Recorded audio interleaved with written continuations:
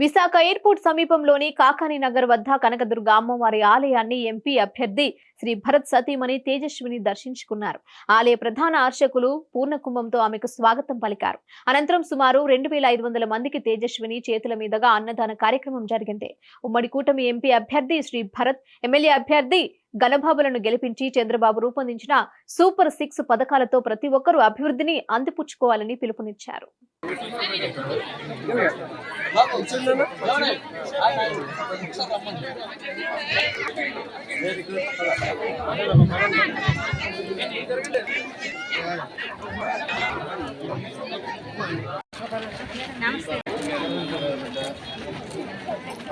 బాలకృష్ణ గారు అమ్మాయి